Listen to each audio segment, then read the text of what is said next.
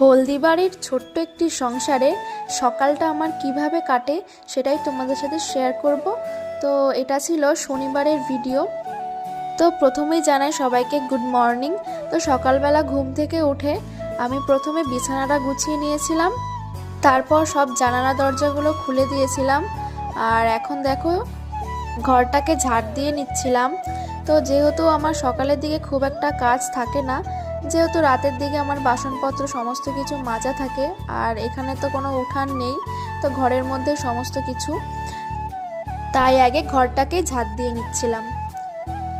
তো অনেক দিন থেকেই পাপোশগুলো নোংরা হয়ে গেছিলো, তো কাচবো করে সময় হচ্ছিল না, তাই আজকে ভাবলাম পাপোশগুলোকে কেচে দেব। যেহেতু সকাল সকাল ঘুম থেকে উঠেছিলাম, তো সকালের দিকে ধুয়ে দিলে কিন্তু সারাদিনে প্রায় শুকিয়েই যাবে। তাই আমি দেখো সোজা বাথরুমে চলে এসেছি, আর এখানে সার্ফ দিয়ে পাপোশগুলোকে ভালো করে ভিজিয়ে রাখবো। তো ভেজাতে ভেজাতে আমি বাকি কাজগুলো করে নেব। শনিবারে যেহেতু আমরা নিরামিষ খাই, তাই ঘরটাকে আগে মুছতে হবে, তাই সকাল সকাল একেবারে ঘরটা মুছে নিচ্ছি। শনিবারে ঘর না মুছলে না আমার একদমই ভালো লাগে না। তো ঘর মোছা কমপ্লিট হয়ে গেছে। তো যেহেতু বড়মশাই স্কুলে যাওয়ার জন্য স্নান করছিল, তাই ও একবারে পাপোশগুলো ধুয়ে দিয়েছিল।